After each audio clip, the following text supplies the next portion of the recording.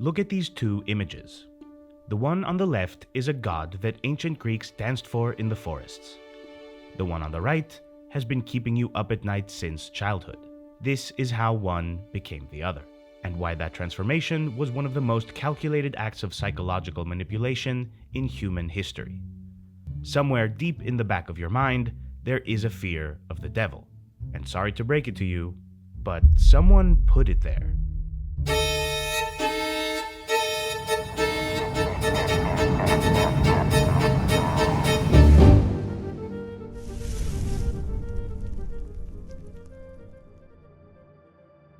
It all began with a mistranslation.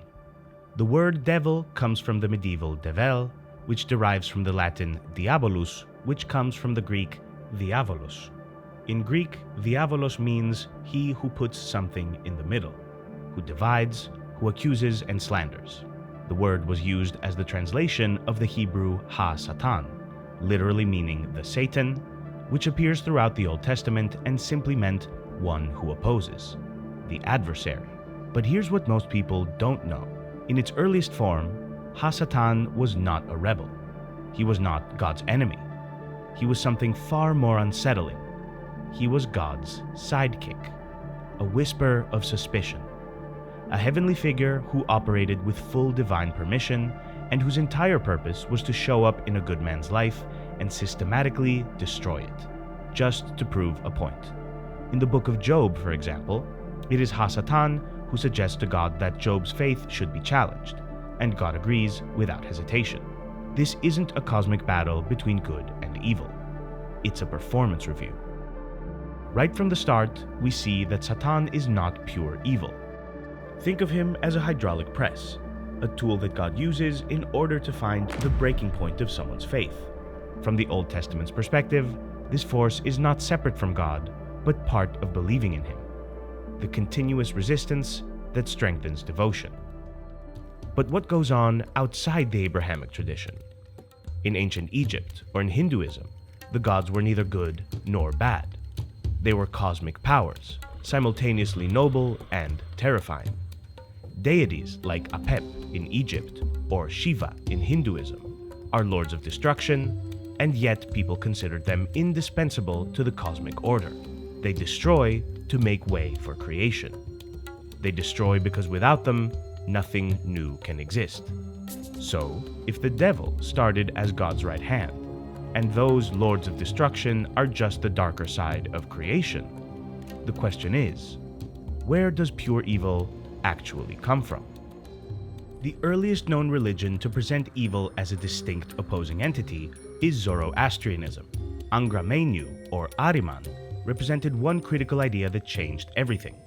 While destruction and creation do work hand in hand in the cosmos, human beings must choose sides by avoiding darkness. Cosmic evil was to be actively rejected in order to maintain moral and social order, which is understandable, useful even for building a civilization. But it planted an idea that still echoes today, that there is a force of darkness actively working against human goodness, and humans are its battlefield. That idea became the operating system of Western morality, and honestly still is, even for people who haven't been inside a church since their baptism.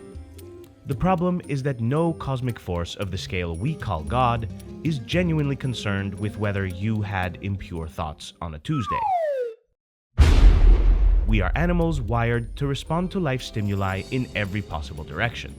The only ones doing the judging are other humans, and they have historically done so for reasons that had much more to do with control than with truth. Which brings us to possession. I say unto thee, the power of Christ compels you. Oh, does it? Does it compel me? We tend to think of someone as possessed when they are acting out of line. Out of the prescribed line, that is. You've probably seen The Exorcist or The Case of Emily Rose.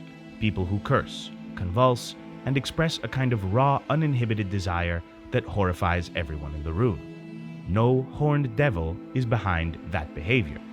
What's behind it is years, sometimes decades, of repression. Desires, impulses, and emotions that were condemned, restricted, and forced underground until the pressure became unsustainable. The demon doesn't bring anything new into the room. It only releases what was already locked inside. We call it the work of the devil. In reality, it is the work of the cage.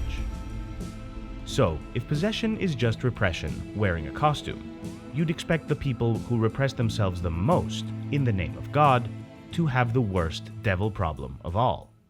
And you'd be exactly right. Monks, yogis, shamans. These are all people who, in spite of their different religious backgrounds, share a common path: to leave all worldly things behind them and pursue God directly. What draws them varies. Could be a vision, a near-death experience, a moment of inexplicable clarity. But what they do next follows a surprisingly consistent pattern.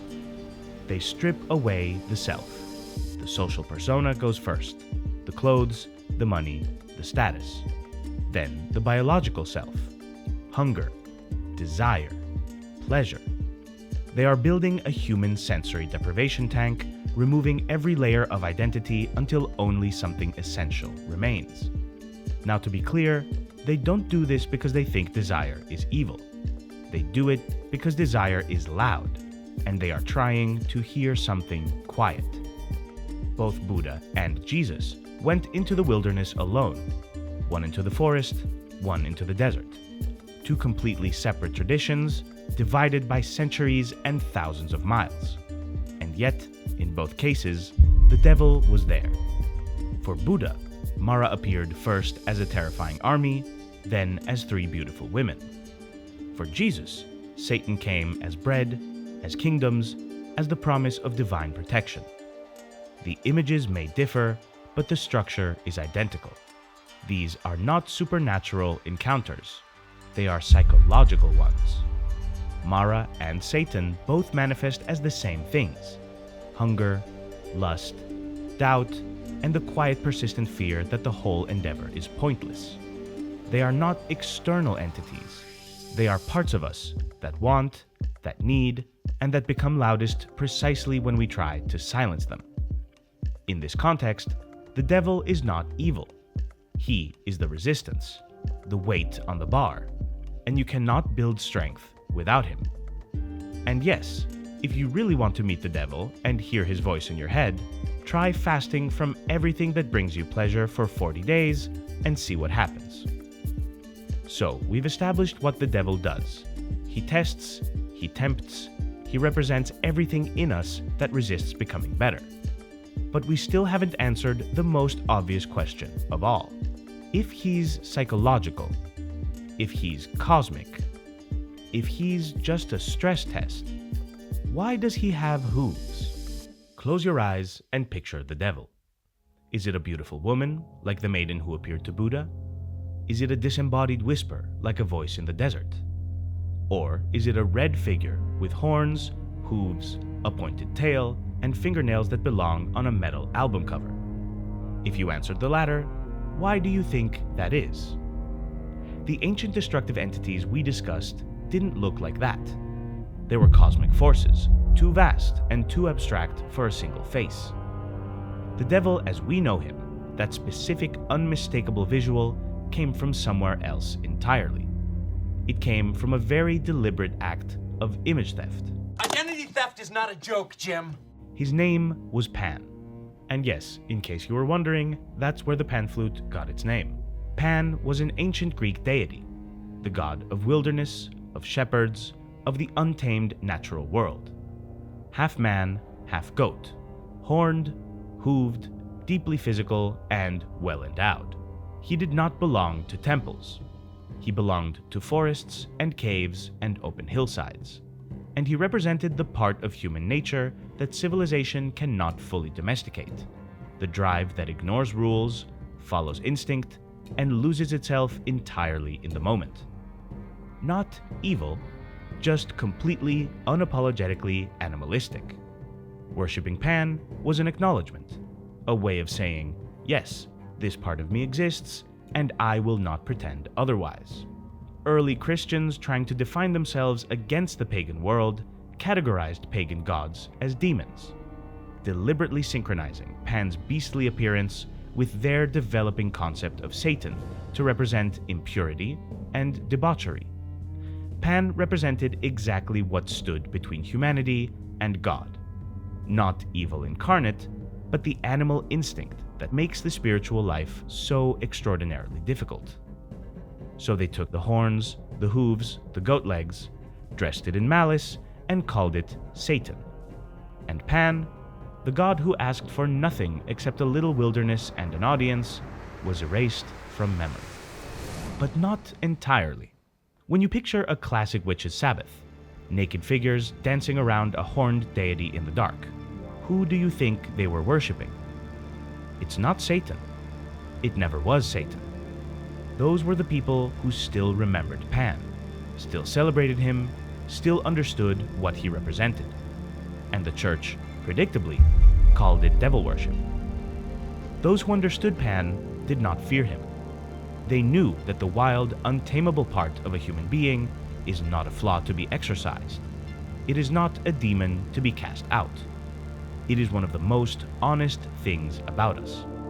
Yet here we are, 2,000 years later, still afraid of a Greek god who just wanted to play his flute in the woods. Remember those two images from the beginning of this video? Now you know the full story. We were lied to. Not by one person, not by accident, but systematically across centuries by people who needed us afraid of something specific. And don't get me wrong, I'm not telling you the devil isn't scary. His image is scary, possession is scary, fear is real, and it lives in the body whether or not the mind agrees with it. But there is a difference between a fear that protects you and a fear that controls you. One keeps you alive, the other keeps you small. If you are afraid of the Lord of Darkness, consider that you might just be afraid of all cosmic forces, the same way you might fear the dark, or time, or the fact that everything eventually ends. That kind of fear deserves respect, not shame.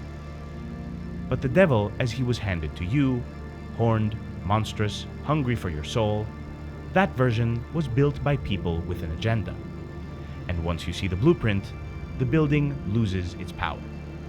The devil is just a mirror, and what he shows you is the part of yourself that someone, at some point, decided you should be ashamed of. And I'm telling you, you don't have to be. You probably noticed we didn't mention Lucifer, or hell, or the legions of demons that populate 2,000 years of theology and folklore. That's intentional. They each get their own video. This channel exists for one reason: to get you closer to the things that scare you, and to show you that almost everything frightening, when examined honestly, turns out to be a symbol, something that was meant to be understood and not feared. Come through the door. There is a way out of fear.